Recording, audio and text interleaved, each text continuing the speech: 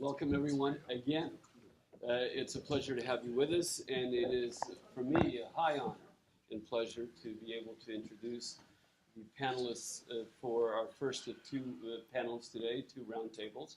And it's really an honor to have with us state senators and state representatives of Portuguese descent, some whose parents and grandparents go way back, and some who are more recent, immigrants and immigrant among us, and how important it is for us to have Portuguese-American elected officials as a community. And I always use as the example the work that we were doing at the University of Massachusetts Dartmouth a few years ago, when through the efforts of Bob Correa, of Michael, of Mark, of Tony at that time, who were all, this is back in the 90s, we were able to build, at that time, the Center for Portuguese Studies and Culture at the university with support through an earmark from the state. In other words, if not for the fact that there were Portuguese-American elected officials, this thriving program, this now thriving program would not have had that kind of energy, that kind of support allowing it to grow. This is just one of many, many examples of how important it is to have Portuguese-American elected officials for a community that is prominent in California, but has not always been represented well, has not always been as visible as we would have liked as a community. And so I thank you, the five of you, for being here, and I'll just introduce very quickly Senator Mark Pacheco, who is the Dean of Senators on Beacon Hill. He is the longest-serving Means I'm old. I was quite astonished by that. He's still a young guy, and here he is. Yeah.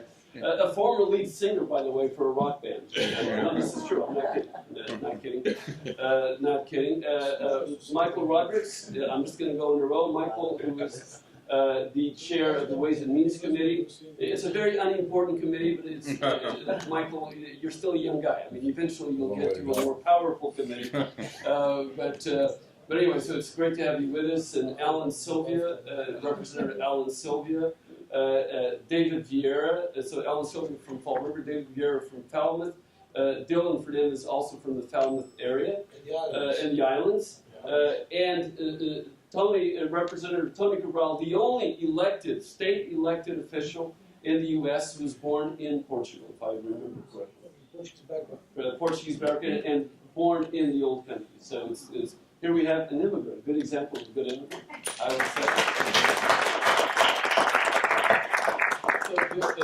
Just the way we'll lead the session, and of course let me introduce to my left Dr. Fitzsimons, Gray Fitzsimons, who is preparing a book on, editing a book, the editor and also co-writer of a book on the Portuguese in Lowell, who is helping us to develop the Greater Boston Portuguese-American Digital Archive, who has just found hundreds and hundreds of documents related to the Portuguese in major newspapers in the region. And we're putting together a collection of that, so we hope to announce going live with that archive in the fall. This is our hope. This is one of our next of many projects at the South Center for Portuguese Studies. And we're, of course, delighted to have the latest Saab, with the Annalise Saab, that little baby named Lowell. Oh. Okay.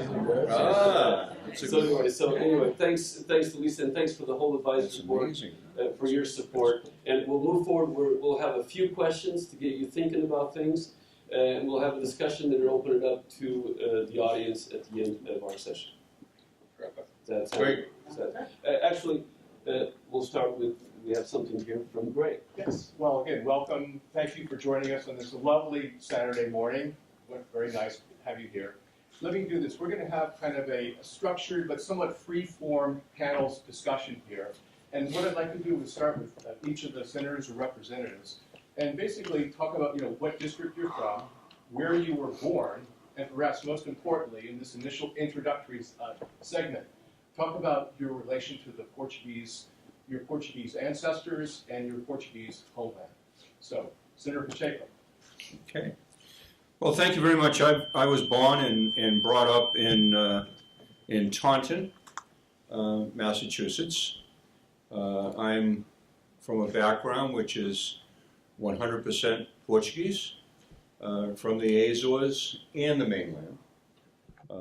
My Three of my great-great-grandparents came from the Azores, and my grandfather, my mother's father, was from a little village near Coimbra called Mega Cimera.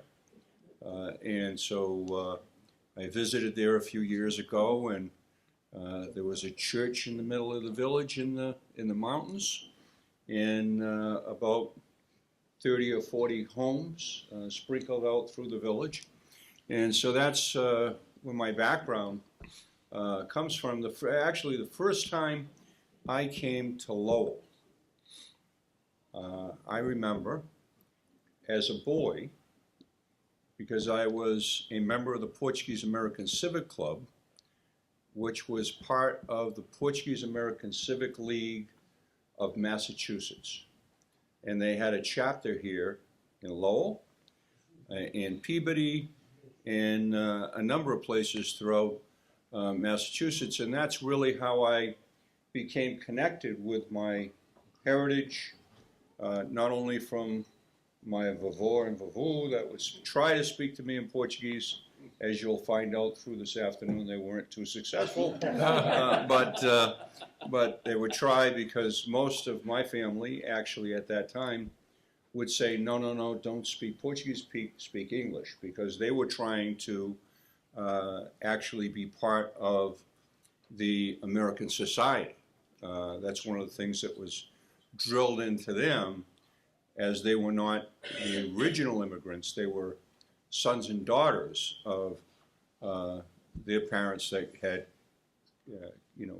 came to the United States, and so they wanted me to be fully involved with mainstream America. So that tells you just a little bit about background, and then we can continue on. I just want to add, thank you for mentioning the Portuguese-American Civic League, because it was a very important organization formed in about 1930. And I want to mention, too, Bob Brent had a slide of Deolindo Mello, who was the first female director of the International Institute of Lowell. She was also, in 1937, fresh out of Boston University, the first female president of the Portuguese-American Civic League of Lowell. Mm-hmm.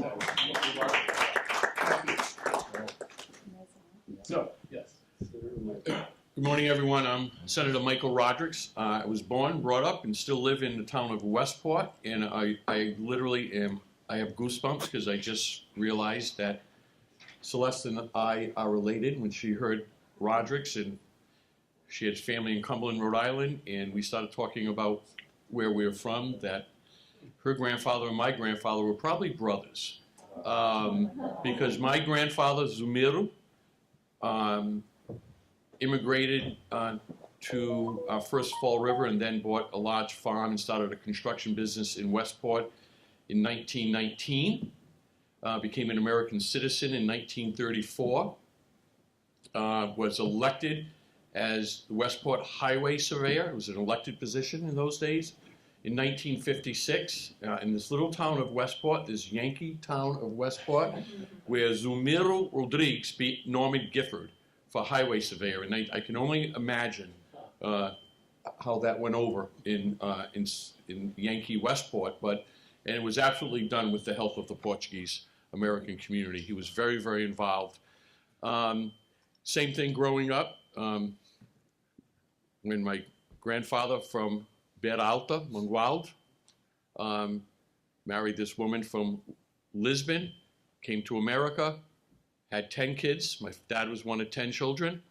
So I have 54 first cousins. We're very prolific in the Rodrigues family. And I always, every single Sunday until I got married, every single Sunday was 10 o'clock mass, then lunch at Vavo's house. And where we would eat in shifts, and my wife was shocked when how did we feed it? They fed everybody. And first all the kids would eat, and we'd have this graduated seating plan. And you finally graduated to the dining room table after you got a little older. Then after the kids would eat, the men would eat. That's how it was. All the men would eat, and then finally the women would eat and clean up, and all the men would go in the living room and watch sports and smoke and drink and fall asleep, and then the woman would clean up. That's how it was growing up. But the same thing, my generation, and all my cousins, my grandmother, my vovó, insisted that they speak English only to us, and even though they all spoke Portuguese amongst themselves, they did not want my generation to have an accent and be discriminated against as my dad and his generation were. So now I have an accent, but it's not Portuguese, right? And I always say that's my biggest regret in life is that I did not, because I had pretty good conversational Portuguese as a young boy because we spent so much time at my grandmother's house, but I haven't maintained that conversational Portuguese. I do all right. I eat and drink just fine in Lisbon. So when it comes, so we were always very involved. My grandfather had a very successful construction business, by the way. It was called Rogers and Son. He had to anglicize the name back in the 40s and the 50s. Could not be Rodrigues. In order for him to get business, he had to anglicize the name of the business. Born, brought up, still am very involved in all of the Portuguese community.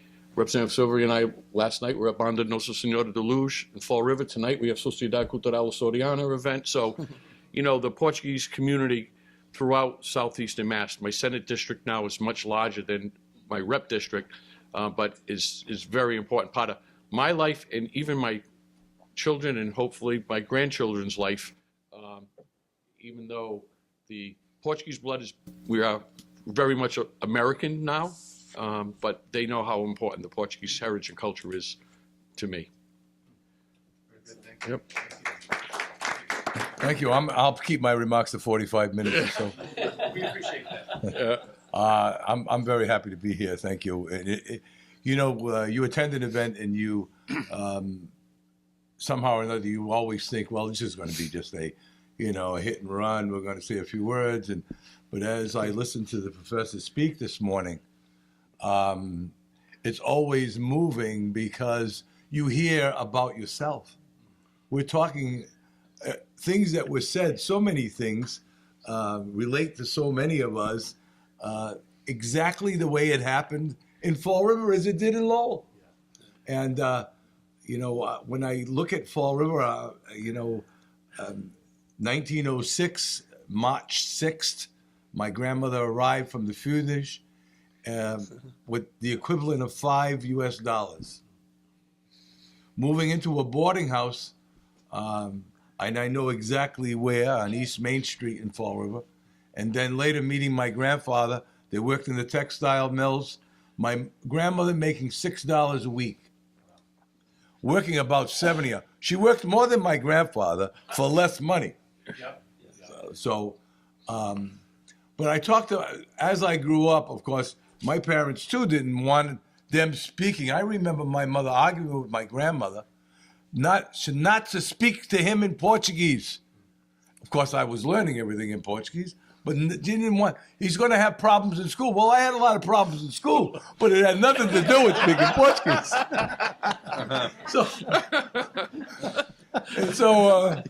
Which reminds me of a quick story, and I've told this before. So when, as I was probably around 10 years old, my grandmother had a cat named Fadista. So I said, Vovó, what's a Fadista? She said, oh, that's a man who sings fado. So later on, I don't know, it was probably 2 years later, she was upset with me because my mother was talking to her about me not doing so well in school. And she said, so my Vovó says, you're going to be stupid. What are you going to do when you grow up? What are you going to do? I said, Vovó, I'm going to be a Fadista. I actually had no idea what that was. Textiles, very important. And my father was involved in textiles. My mother was a blind stitch operator, had rheumatoid arthritis, but worked every day. And the church was so very important in our life, still important in my life. But as we grew up, we spent 3 days a week in church. Not just in church, but either the CYO, Catholic Youth Association organization. I was involved with Boy Scouts in my church. I was an altar boy. I'm still a lector. So the church played a very important role in the community. And it was just, and Senator Roderick said, you got to tell this about what happened. So we would hang around the corner a lot. We didn't have an awful lot to do. I was either at church, in school, or hanging around the corner. And I would hang around this corner, and we wouldn't do terrible things, but we would hang there. But I would hang, it was right near, see, every block there was a church back then. We had the Portuguese church, was Our Lady of the Angels, and 2 blocks away was the Irish church, which was St. Patrick's.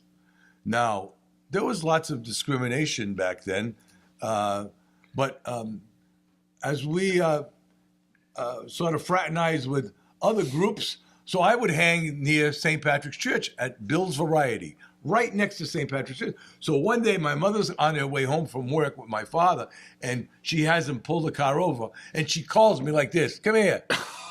So I go over to the car, and she says, "I better not see you go in their church. You have your own church." Who would ever think that, huh? Who would ever think of now telling your children, "I don't want you to go to that Catholic church. You better go to that church. That's your church." So the church, the immigrant community, the Portuguese community, that was so important. And now as I look at this, and as I see us losing our culture, and we are losing our culture when we look at the speech sound, when we look at so many things that are going on, we're losing that culture. And I'm fearful that that will be what happens to us in the future. And I'm going to stop right there because I know my colleague from the Cape has a few words to say. Thank you. And occasionally he gives me the opportunity to say them too. I'm Dave Vieira, and my grandparents came from Chaves in the northern part of the mainland. And my great-grandparents on both sides came from San Miguel. The Vieiras from Maya, and the Remigios became Remises in the United States. We're not quite sure. We haven't been able to trace everything there. What we are sure of is we were the largest family on Cape Cod. The Remises had 22 children, 2 sets of twins, and Vavu said we never have to hire anybody to work on the farm. And he was correct.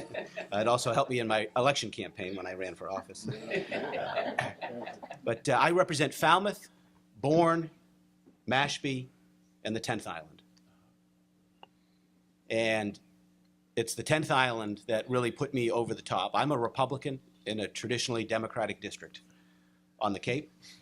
And I'll never forget when Arthur Rabisa got up in the Portuguese-American Club, and we had a Democrat running for selectman in the town. And he says, "Everybody's talking about Eddie Marks. Eddie Marks running for selectman. What about Dave Vieira? He's running for the legislature." And then there was a little grumble in the back. "He's a Republican."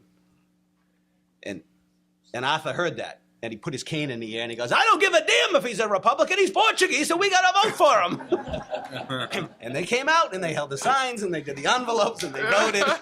And so we have Democrats and Republicans from Falmouth, both of Luso-American descent, representing in the House. But growing up, I remember my grandfather taking me to the Festa. We have 2 Holy Ghost societies. The one hall, they share the hall in Falmouth. And I remember going to the Festas early on and then going back to the church.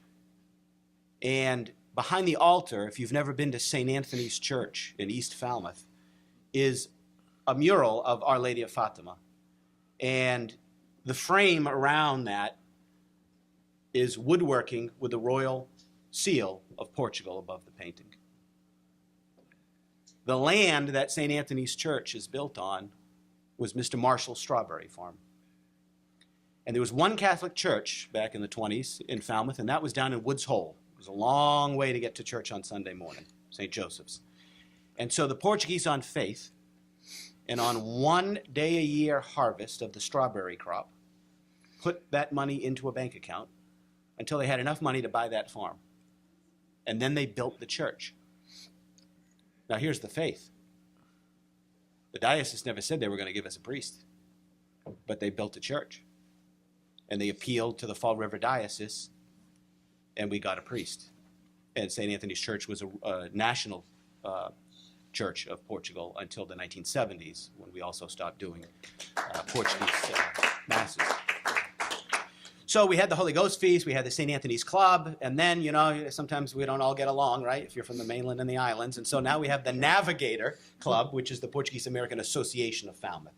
So we have a lot of various civic organizations in Falmouth representing the Portuguese. And the Navigator is the largest right now that celebrates the Day of Portugal, to the point where now the Portuguese story has been shared through our Falmouth Historical Society. When I got back from college, no one of Portuguese descent had been in the Falmouth Historical Society. And if you looked at a box in the attic somewhere, you could find some of the Portuguese artifacts. So I came back at 21 years old and became a member of the board. Now we've got 3 or 4 members of the board. We have Portuguese festivals with the Historical Society. We're telling the story, and the community is receiving the story. So that was a very important mission for me. And the last thing I'll say is the first time that I went to Portugal was after being elected state rep. It was in 2013 at a delegation visit to the Azores. And when I got to the hotel room, they had the little boxes of tea, the green tea and the black tea from Goriana. I'm like, oh, I got to try this tea. So I heated up the water, and I pour the water over the tea bag. And the most vivid memory of my sitting at the counter with my grandmother drinking tea popped into my head. I said, this is the tea my grandmother used to drink. And then I found out that my great-grandfather was born in Maya on San Miguel. When I got to the, I cried when I got off the plane. I get to the ticket counter. The woman goes, Vieira, do you speak Portuguese? I said, only when I stub my toe. Our other founder. Yeah, give it for David. Yeah, so I'm Dylan Fernandez. I represent Falmouth with David, and then our senator, Vinny Di Macedo, is also, he's Cape Verdean, and so we joke we're the Portuguese law firm of Vieira, Fernandez, and Di Macedo whenever we do public events. So I'm a little farther removed. I'm a third-generation American. My family came over from the Azores, and they settled over in East Falmouth in David's district. There were strawberry growers there. But their story, that story from my dad's side of the family, got me involved in politics. He grew up in really extreme poverty in Falmouth in a large Portuguese family. College was certainly never an option for him. But he had ambition and drive, and so he started a small landscaping company and worked to see it grow, and got to witness the reward of his hard work as I went to college, something that an opportunity never afforded to him, but one that he worked hard to make sure that I had. And so that sense of giving back to the local community that's given me and my family so much is the reason why I entered into politics and public service in the first place. And that kind of immigrant story, I think, is a really powerful one in America, that sense that immigrants who come here and benefit from America really do then want to give so much back to the country, the city, the community that gave them the opportunity to thrive. And so that's why I'm here today, is that story. And so, we were never really, because I'm so far removed, I wasn't deeply involved in different Portuguese organizations growing up. I was really just involved in kale soup and Portuguese sweetbread. That was my connection. But once I started getting involved in politics is in large part about your identity and who you are and where you come from. And so my first real job in politics was working for Elizabeth Warren, and I think they saw my last name was Fernandez, so they stuck me in New Bedford to start organizing. And that was kind of my first role, is connecting my own heritage back to my own last name, my own family, back to my heritage. And that's something I've actually grown into with this caucus. And so when you talk about being able to newer generations losing their heritage, one of the things that has been so unbelievable for me as an elected official is being able to reconnect with my heritage through the Portuguese caucus, through the leaders right next to me, through trips to Lisbon, through Portuguese Heritage Day. And so really I kind of found my connection to the Portuguese culture a little later on in life, but that's something that I've been more and more committed to, and giving back and reconnecting with future generations of Portuguese people. And he's a member of the Navigator now. I am. Yeah, they signed me up. I'll pass it over to Tony. Well,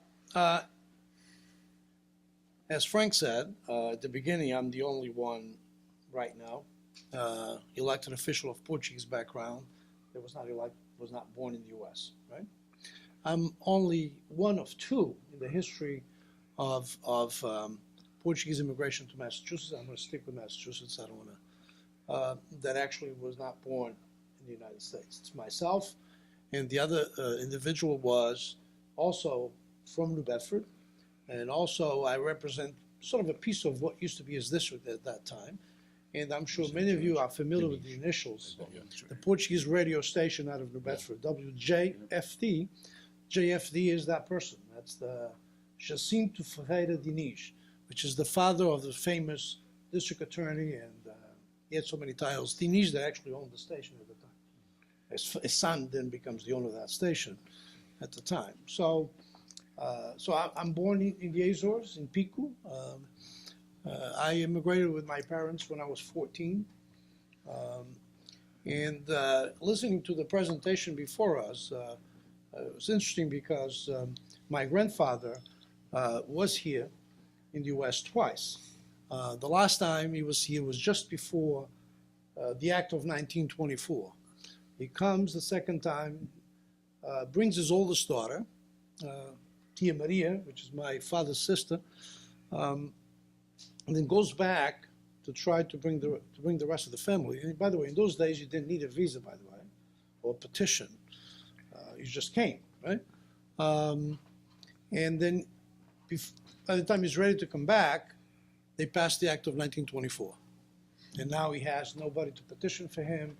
His daughter is not old enough. She's not a U.S. citizen, so she can't really petition for him.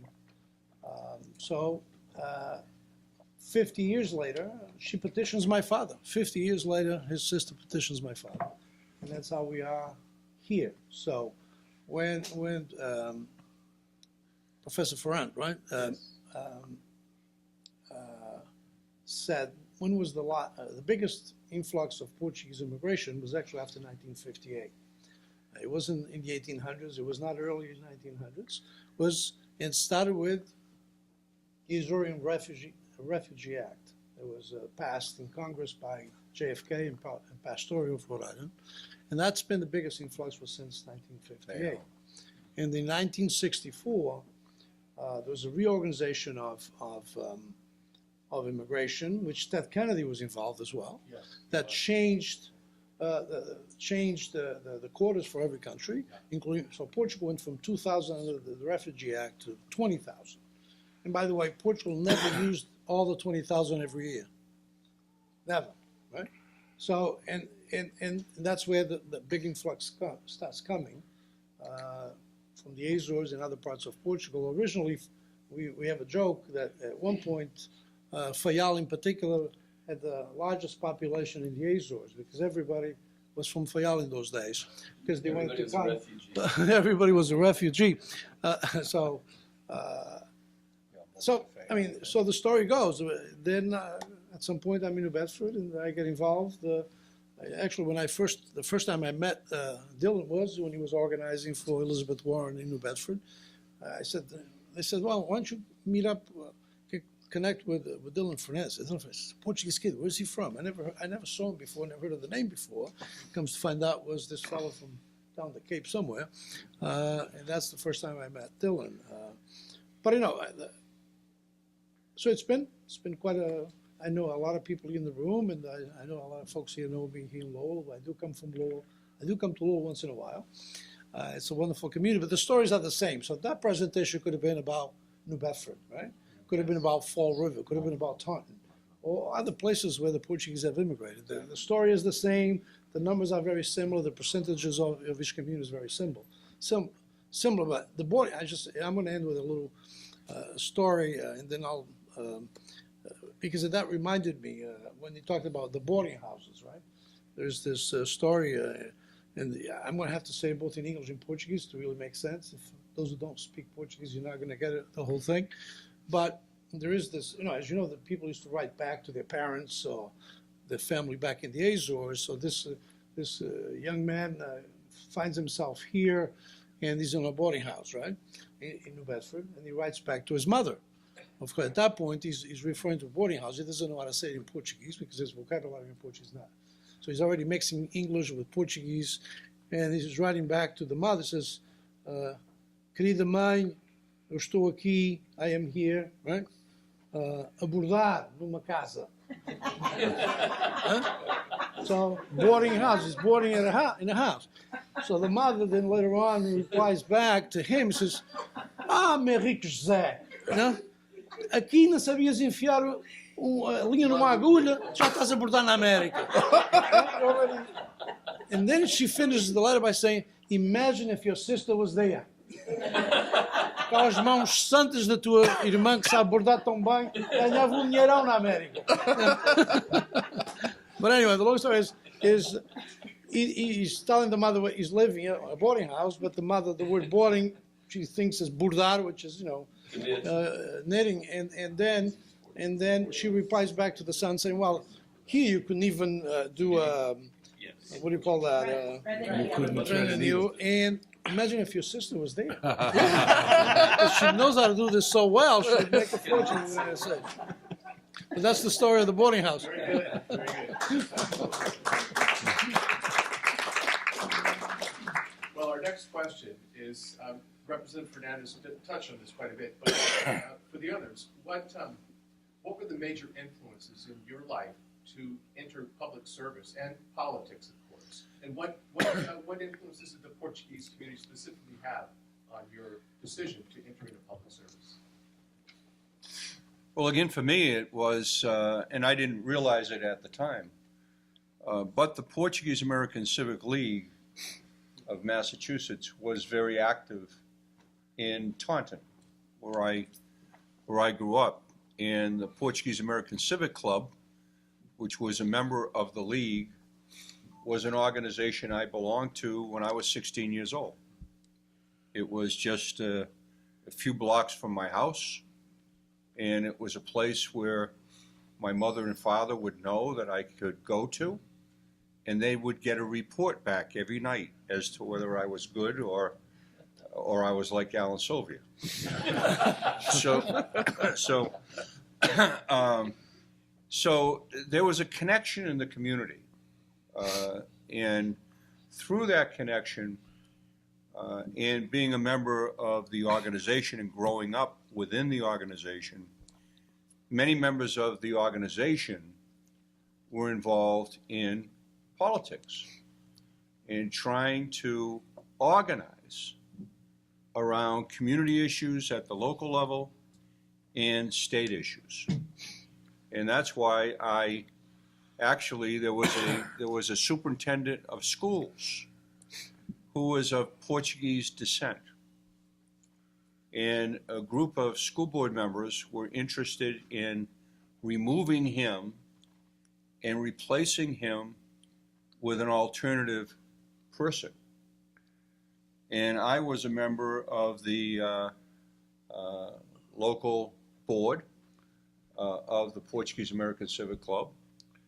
And I was reached out to actually run for office, run for the local school board, to be one of the people that would stick up for the Portuguese-American that was the superintendent of schools. And they reached out to me because I wasn't a rock band, but I was in a band. And I did know a lot of people in the area through no, it wasn't that. We played wedding showers, anniversaries, anything people wanted to pay us for. Frank Sinatra kind of band. So I had the opportunity to know a lot of people in the community, and a lot of people knew me.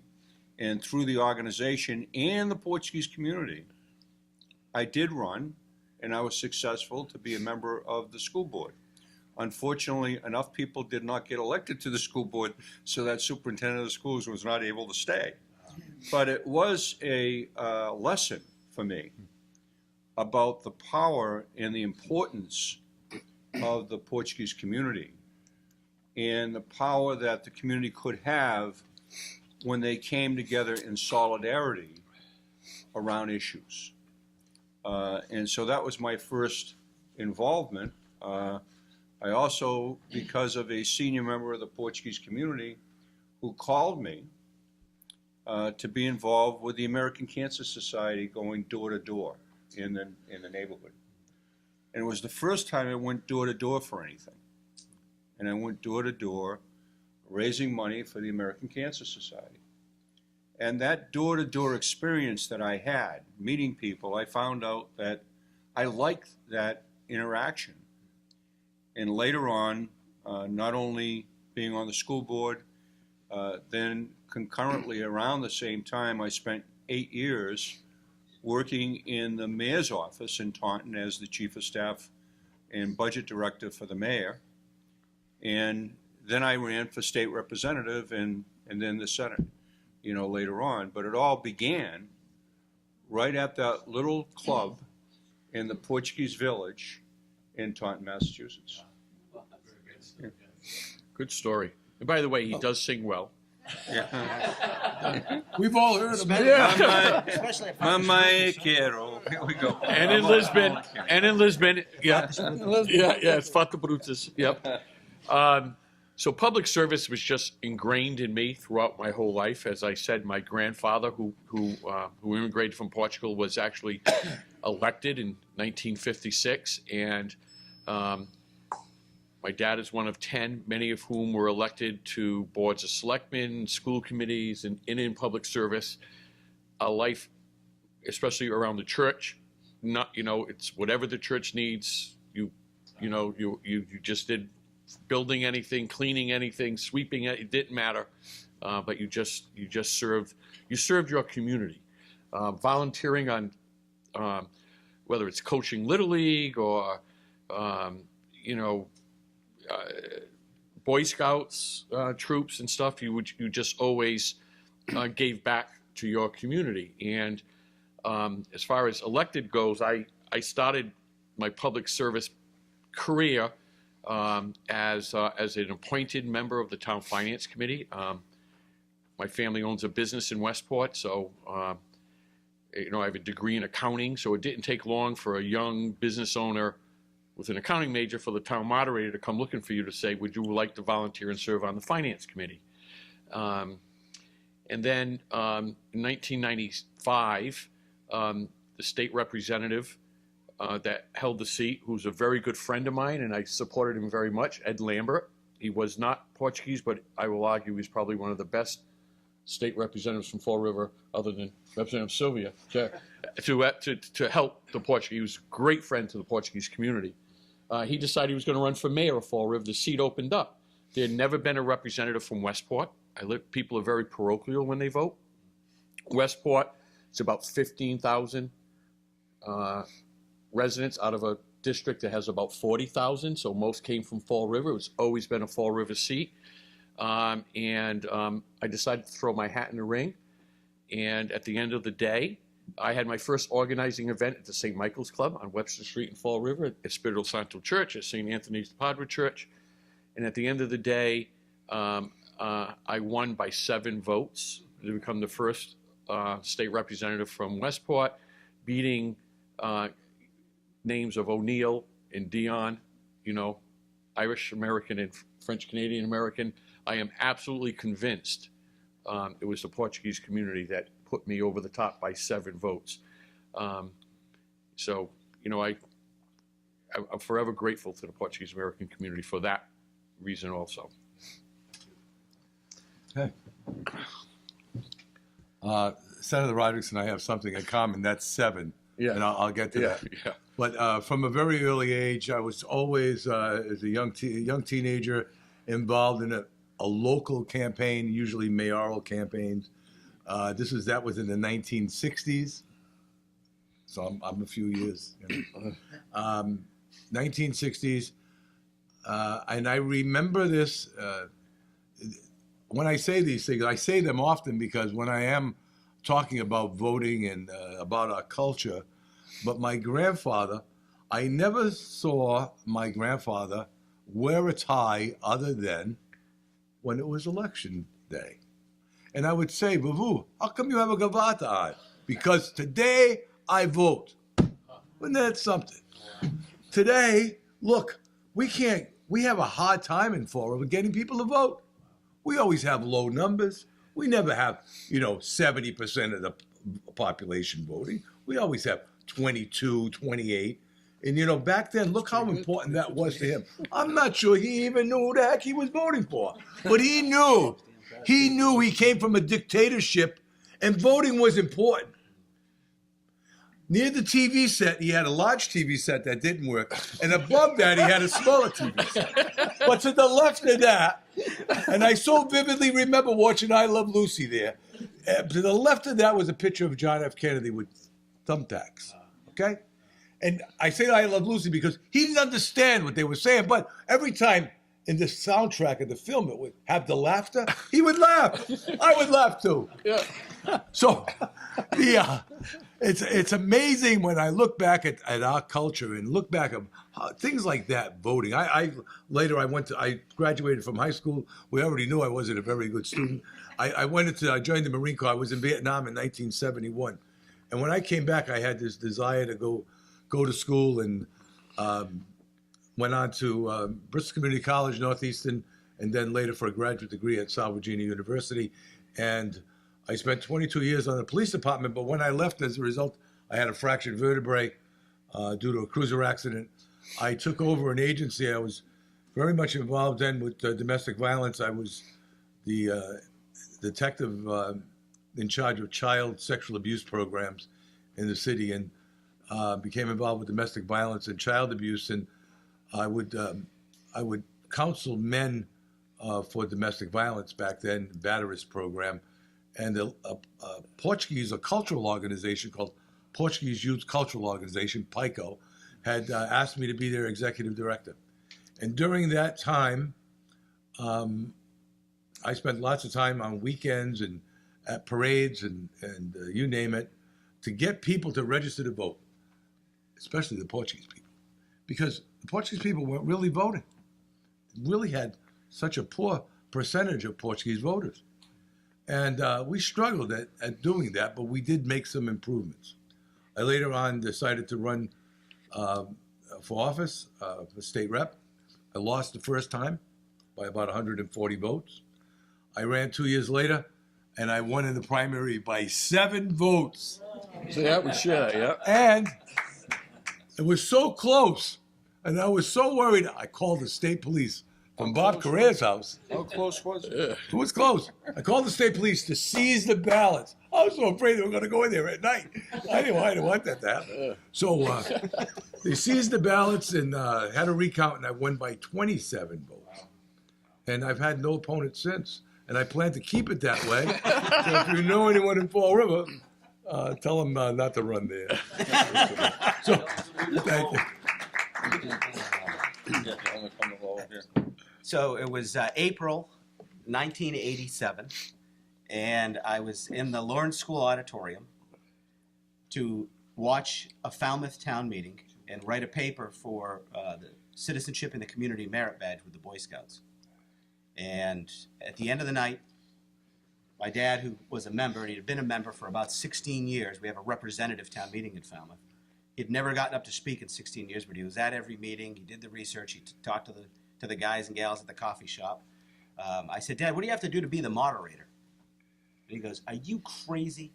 You got to get up in front of all those people. You got to talk all the time, control the meeting. You got to know all the rules. You don't want to do that. I said, I want to do that someday. I went to every town meeting since I was 12 years old. He didn't run for re-election. He would drop me off, pick me up at 11 o'clock at night when the meeting was done. I went off to college, American University in D.C. Came home during spring break of my senior year, took out nomination papers to run for membership, and dropped them off, went back, made phone calls. Everybody was a member of the Navigator. The Navigator's in the 8th precinct. Made the phone calls, came back, was elected the second highest vote getter out of 9 seats. There were, I think, 14 candidates at that time. We had 9 seats. I was the second highest vote getter. Came to my first meeting, went up to the moderator and said, hey, whenever you're done with this, someday I'd like to be the moderator. And he gave me town meeting time. He goes, read up on this book, because we don't use Robert's Rules of Order. It's going to happen quicker than you think. And he knew, right out of college, Portuguese background, Falmouth, I represent the Portuguese part of Falmouth. The other part of Falmouth, there aren't many Portuguese people. Dylan, I think, is the only guy that lives over there in Woods Hole. But our town is very much like that. We talked about the villages and the neighborhoods and all that, and so East Falmouth is the Portuguese portion of our community. And he knew that I probably didn't stand a shot in heck to run for town moderator. So he resigned in office so that I had to be elected, or the moderator had to be elected on the floor of town meeting before a town election. So I ran against Victoria Lowell, who everybody said was going to win. She was elected a membership the year before I was born. She was a planning board for 6 years, chairman for 3, head of the hospital board of directors and all that. And we just got on the phones and made the phone calls and made the phone calls. I just completed my 20th year as town moderator, unopposed for 19 of those 20 years after winning that election. And during that time, the question of running for state office was always when, not if. I always knew I wanted to do this. I went to Massachusetts Student Government Day as a kid up at the State House, and I just said, this is for me. This is what I want to do. And my father said, why do you want to get into that stuff?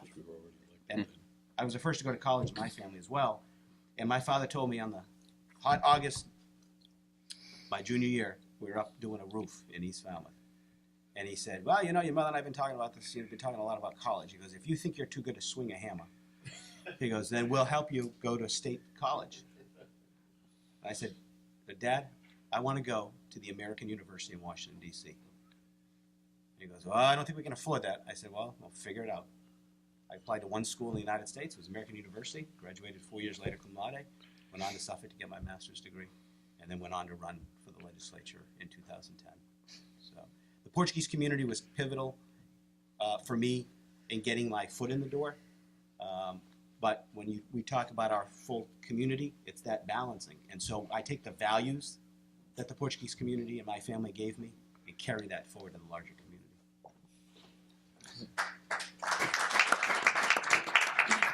So I represent Falmouth with David, and then I also represent all the islands, basically, in the state, right? Martha's Vineyard, Nantucket, this small island chain called Gosnold, actually the smallest municipality in the state population-wise. All the poor people. Oh, for real. Which I won. I actually won with 4 votes. The other guy got 2 and someone else got 1, but I took Gosnold with 4 votes. Yeah. As Gosnold goes, so does Massachusetts, as they say. So, you know, my district was a historical Portuguese district a couple of generations ago. During the whaling era, a ton of Portuguese people lived on Nantucket and Martha's Vineyard because the whale ships would go to the Azores to pick up sailors to then go do whaling, and then they'd eventually make their way back to the islands, and some would stay.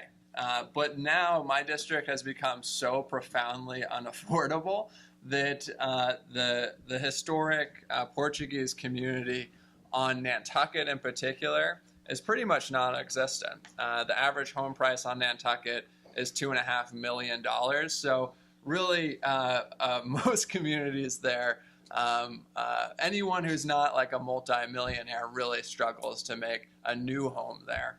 But on the Vineyard, it's slightly different. The Vineyard has a really vibrant Portuguese community. They have a very active Portuguese-American association there that has fish fries every week in the summertime, and has a Portuguese feast and a festival and a parade. So it's very active there. And then Falmouth, David was talking about our Portuguese roots there. And I'm half Portuguese, right? On my mom's side, they're English, Irish, Scottish. But when I was running for office and knocking on doors, which is the most effective thing you can do to get elected, I didn't talk about being English or Irish or Scottish, right? A part of that is because my last name is Fernandez, and Fernandez is plastered on all these signs, but also because my district is home to a lot of people like me who aren't new immigrants like Tony's district or Alan's district, but have been removed from a couple of generations. And so a lot of people's doors I would go to have, their family also immigrated from the Azores a couple of generations ago, and that was an awesome conversation starter at the door. And it became less about what are your politics and more about people invite me into their home to show me their lineage, show me pictures of their family from the Azores. And as I talked about earlier, politics, identity politics, is such a huge role in getting elected and people trusting you, right? Because people, when they vote for someone, they want to feel a personal connection to that person running for office. And so I would talk about my Portuguese heritage quite a bit, especially in the vineyard, especially in Falmouth, where people drew similar connections. And I think that was, in large part, maybe not that certainly wasn't the main factor of why I got elected, but that definitely helped and definitely started a conversation with a lot of voters in my district. You actually represent the oldest Portuguese community in the U.S. It's on the two islands, and it goes back to 1765. The earliest Portuguese in whaling were on Nantucket. Little do we know that the man from Nantucket was Portuguese. Yeah. And the old man is Nantucket. But it is the oldest Portuguese community in the United States, what you represent,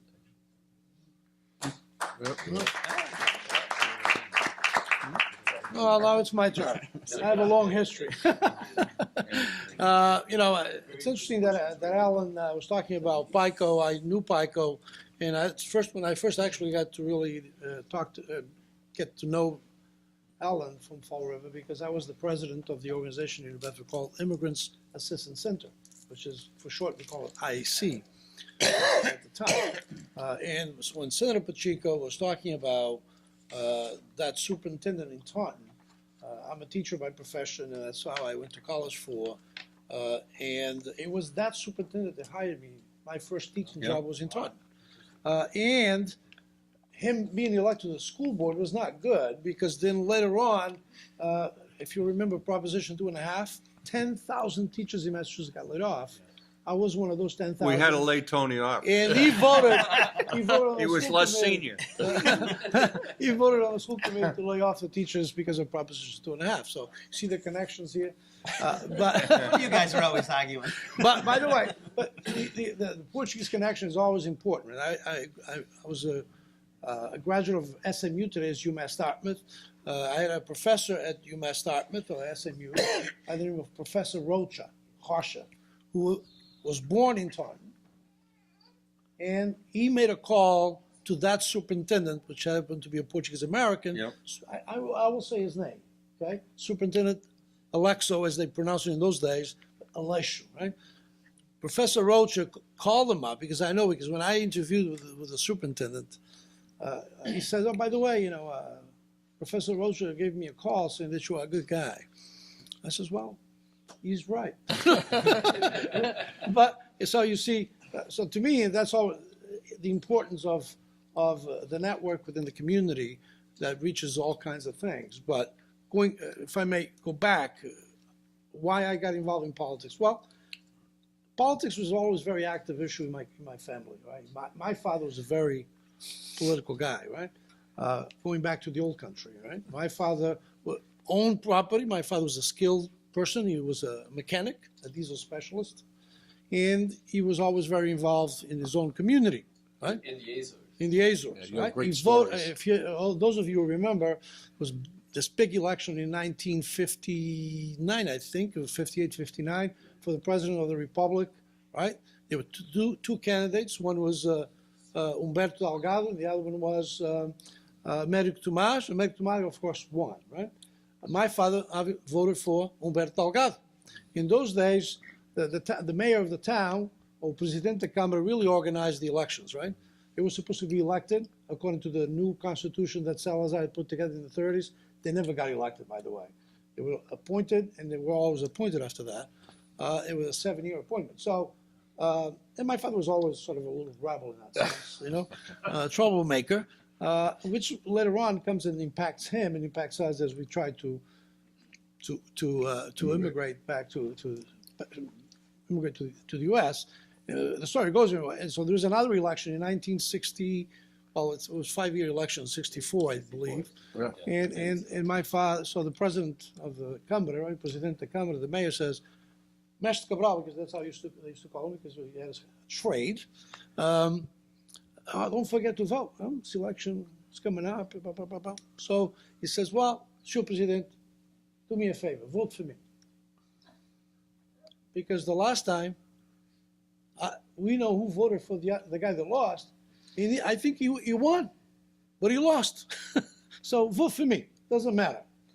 Doesn't matter if I vote one way or the other, because you guys are going to change the vote, or you're going to stuff the ballot, right? Stuff the box. So they used to stuff boxes also in the old country.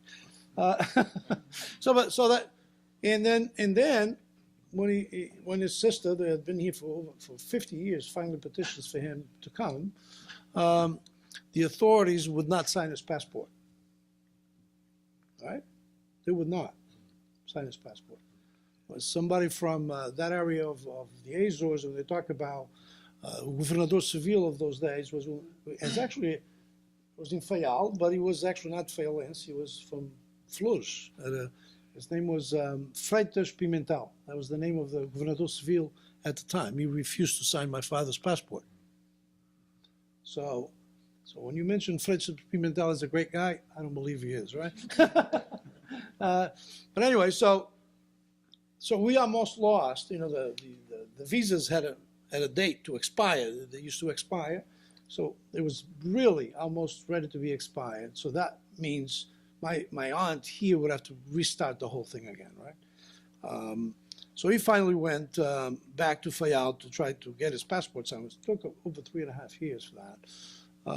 And then he finally got the third time signed, because he asked, why wouldn't you sign my passport? And the excuse that was given to him was, well, your company needs you because of your skills. He said, my company needs me. There's other mechanics there, right? We can hire other mechanics. And so he came back, because the ferry between Fayal and Pico, as you know, every day goes back and forth. In those days were two major routes. There was one in the morning at 8:30, and another one at 3 o'clock in the afternoon. That was to coincide with the buses in both sides of the islands. He comes back, when he lands back at 3 o'clock in Madalena, right? He goes directly to the office of the administrator of the company. His name is Sr. Machado, I forget his first name. And he closed the door behind, had a nice heart-to-heart conversation with Sr. Machado. In essence, you know, he told Mr. Machado, I'm going to go back to Fayal, and I hope I come back with that passport signed, or else we're going to have to deal with each other again. This is for his boxing career. Yeah, right.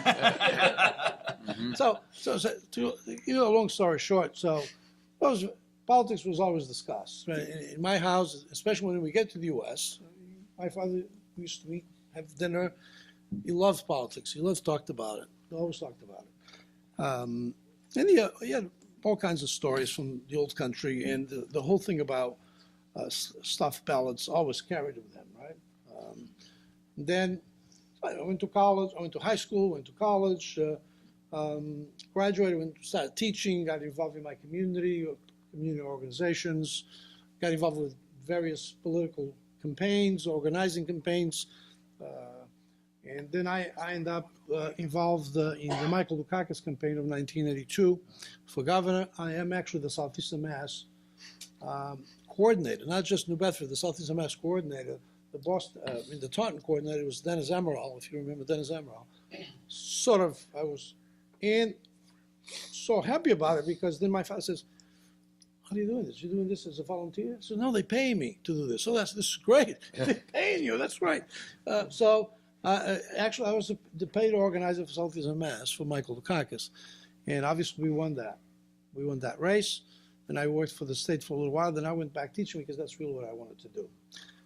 And then, you know, very involved in the community, in the various organizations, IAC and others. And I began to sit back and say, wait a minute. Here's New Bedford, so-called so many Portuguese-Americans or Portuguese in the city. We had very little representation, especially at the city level. Right? And even today, most of those boards that the mayors appoint, very few Portuguese. Very few. And the ones that are on those boards are usually second, third generation. What's wrong with that? No, there's a story. There's a story to that, because we always talk about this, the division between the community, right? The more recent immigrants versus the old timers have been here 2, 3, 4 generations, and there is a divide. Not so much now, but it used to be a big divide. I'm sure some of you can identify with this. And then I said, gee, I'm going to run for office. That's what I'm going to do. And I felt I'm going to run, but I want to run for a place where I can make laws, and I can impact things that will make changes, right? And that's what I did. I ran for state rep. The first and only office that I ran for, and then later on I ran for mayor. I lost, by the way, so you don't know. In New Bedford, we still cannot elect Portuguese-Americans for mayor. So I run. I run the first time, I lose. I run the second time. I won all the precincts in the district except 2. One was my opponent's district, precinct, and he won that precinct by 6 votes. And those votes were his family. He had 6 people, registered voters in his house, right? And then I lost the other precinct that I lost by a big margin. For some reason, I couldn't get it. I won all the others. And by the way, they also put in another Portuguese-American in the race to split the vote with me, right? And son of a gun, he got a lot of votes still, but not enough. I mean, I'm talking about not that race. It's the third race, because I lost that race. So I lose by 100 some odd votes, and my father, had been holding signs all day. It was cold, cold day, and the votes come in, and we see the results, and we lose this one by 6 votes. We win everything else. We lose this one by bigger. And he says, well, you're going to ask for a recount, right? I says, no, I'm not. I don't think so. I don't know if we can make up that difference. He says, well, you got to ask for a recount.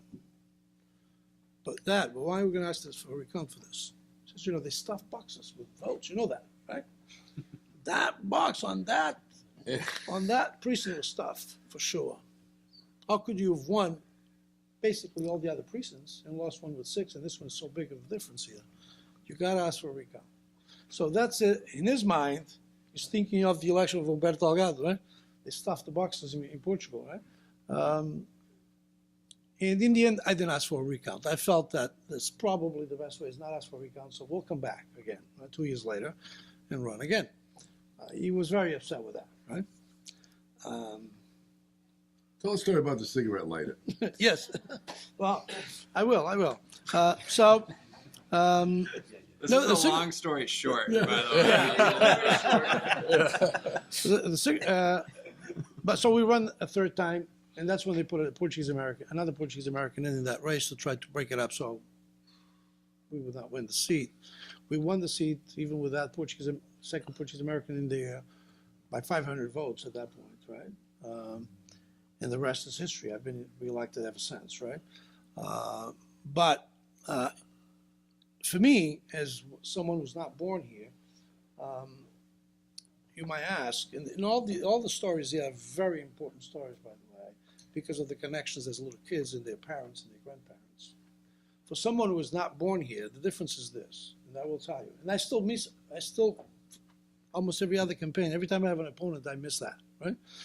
It hasn't been too many times I've had an opponent, thank God, right? But every time there's actually opposition, I always think of that. Because one of the important connections to the community is your buddies from elementary school, the buddies from the schoolyard, from the church, and some of the organizations that your parents were involved in. I didn't have that, right? So, and those folks will be with you. Even if they don't agree with you on the issues, they will be with you. They will support you, right? They can be testament to that. I don't have that base, right? So every time I have an opponent, I have to work extra hard to make sure that not having that so-called connection base not be a deterrent or not be a problem. And that's the reason why I think that only twice in the history of Portuguese immigration in Massachusetts, you've had someone elected to the legislature not born in the U.S. and I am that second person.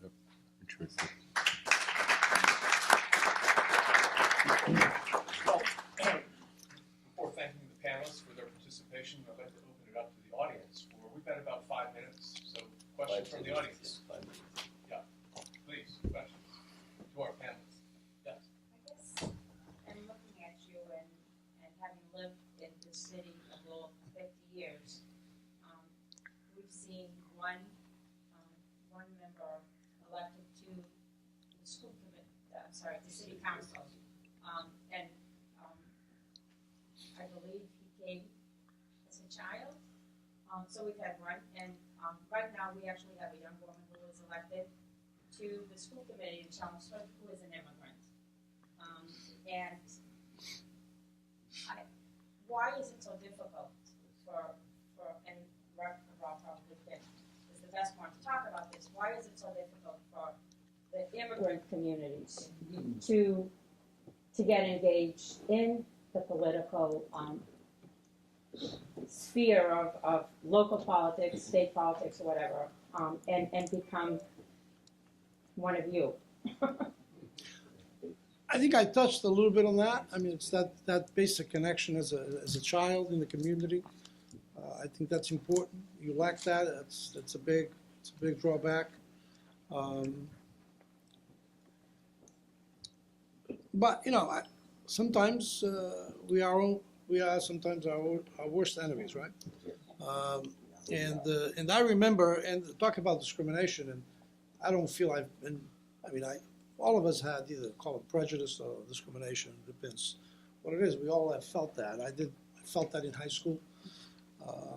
My own, second cousins, because my first cousins on my aunt that petitioned for my dad, all her kids were born here already, right? So her grandkids, which is my first cousin's kids, were already born here too, right? So, and it happened that when I get here, I go to high school, some of those second cousins are in high school.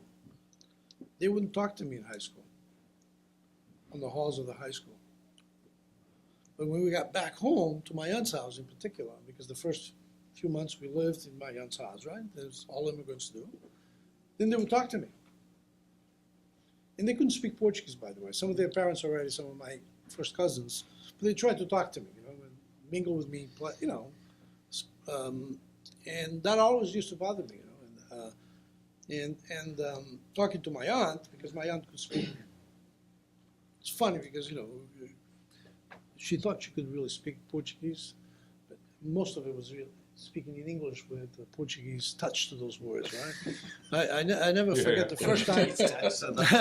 The first time she asked me to go to the variety store when we were living with her. There's a little store down the street, and she says to me, "Vai à store comprar box de crackers." So it was actually two Portuguese words over there. So I said to my aunt, I turned back and I said, "Tia, eu não sei o que a tia está a dizer, né? I don't know what you're saying." She says, rapaz, I'm speaking to you in Portuguese. I don't know what I'm saying, right? But anyway, so we all feel that way. I mean, when I won the primaries, and then I won the finals the first time I won. Actually, my opponent in the finals was a Portuguese-American. Who was actually where I live, my ward, the Ward 5 councilor, city councilor, right? And he was running as an independent, even though he had always a Democrat, changed because he knew in the primary probably couldn't win, right? And you know, so I won the primary by 500 votes, like I mentioned, and then you know, and then I'm running against the city councilor from my ward, who was a Portuguese-American, right? In the finals, he's running as an independent, and some guy comes up to me and says, "Hey, I was talking to your opponent the other day. He says, you got to watch it. You know, this Cabral kid is going to win. He's going to beat your butt." You know? And you know, the response of that person that city councilor was, and sorry, I'm going to have to say, right? no goddamn Portuguese greenhorn is gonna beat me. It's not, I mean, we're talking about just not too long ago, right? But I beat him though. And 2 years later, I helped the person running against him to get him out of office. And he lost that seat.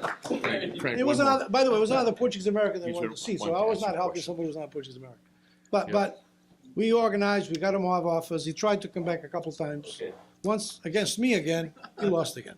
Okay, quick question, I just very have quick a quick question. question because like the panel is heavily male, and I wonder what you guys are doing to empower more women, especially for the, I work for one of course, right? But like what, at the local level, what do you guys do? So let me say that we are, but I represent what's known as the first Bristol and Plymouth district in the Senate, which is primarily Fall River and then 6 communities, suburban communities.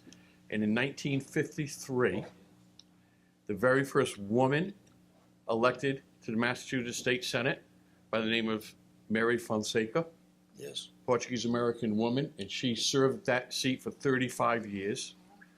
But to think of how brave, she walked into an all-white, all-male chamber, and if you knew Senator Fonseca, she was a tough woman.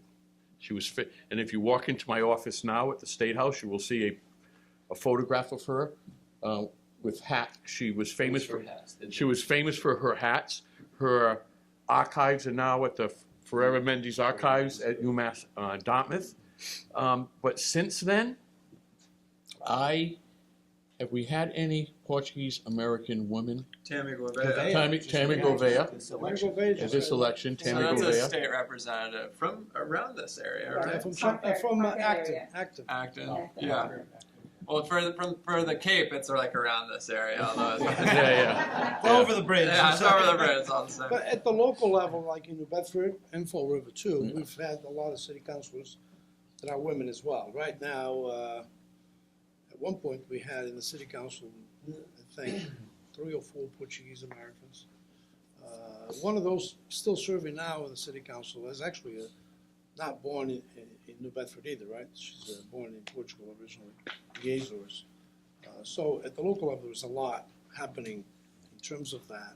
I mean, I come from, we are 9, 7, I have 7 sisters, right? So the women always ruled in our house, and my father knew that too. So, so that's important for me as well. And I always work trying to get young people involved, and in particular women. And I mean, even in our community, I'm always encouraging women to get involved in the Portuguese organizations and take the leadership of those organizations. That's what you key. need, you know? The young woman that I went to high school with, Megan Braga, Portuguese girl, she is a Democrat, I'm a Republican.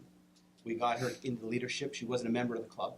But we were looking for new leadership in the club because no one wanted to be president, but we had board directors, and we're like, well, we have to have a president to run the thing. She's a local attorney. Called her up, said, hey, Megan, why don't you, I'll sponsor your membership. Join the club. We need your leadership here now. We need you to be part of the club as well. And so she came in, and she's been president for 2 years, has helped rebuild some of the programs that had sort of gone by the wayside over the years, getting very active there. But every time that she has run for selectman, I've worked with her for selectman. And I am worried about that. Because she does live in my district. Yeah. So at some point she may run against me, but I've always. I'm not helping anybody. But I go out and I help campaign for her when she runs for selectman. As long as she runs in another district. Yeah, and when Vinny's gone and I run for Senate, I'll support her for state rep. If I could just, I want to just say one more thing about Senator Mary Fonseca. She's responsible. In 1958, she filed and led on the legislation that prohibited terminating women teachers when they became pregnant. And we think, I mean, how? Of course, you had to pass a law, but they had to pass a law to end the practice of them. Oh, you're pregnant. You're done. You're terminated. And it's interesting because in their archives, we have what's called roll call votes, so you can see how people voted. There were actually 14. Remember, she was in an all-white, all-male club at the time. But I'm like, who the hell are these 14 guys that voted against this? So.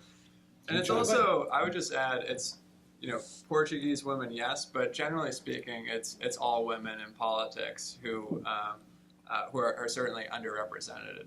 And there's been one of the exciting things right now is there's been a large movement in the state, locally, and nationally to get more women involved in politics, and there's a number of organizations that are doing just that. Nantucket actually has a local kind of We Can group to help elect women, and they actually successfully elected a very young woman who is from Portuguese descent to the Board of Selectmen out in Nantucket. But it's a Portuguese issue, but more broadly, it's really just women representation in general, especially in Massachusetts, especially in our state legislature, actually. Especially in the state house Yeah. of representatives, not in the state senate. We are on our third female senate president, Senate President Karen Spilker. She's prior to that served in the number 2 position as chair of the Senate Committee on Ways and Means.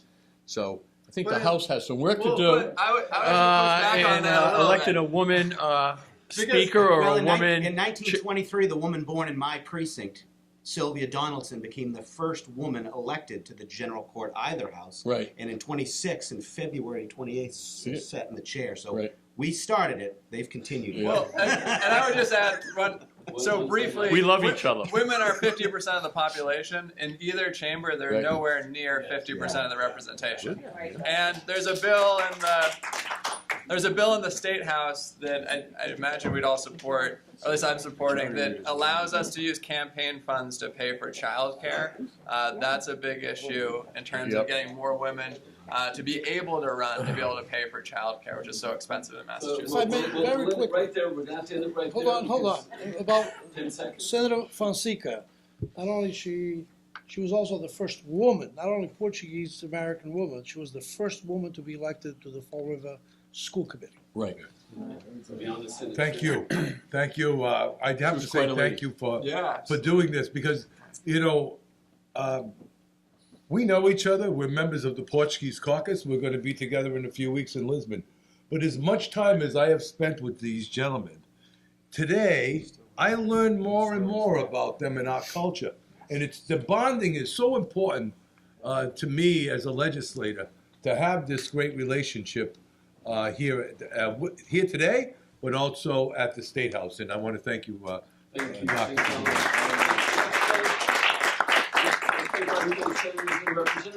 We have one more thing. No, one Senator more thing. Kennedy. No. Senator Kennedy, I'm inviting Senator Kennedy.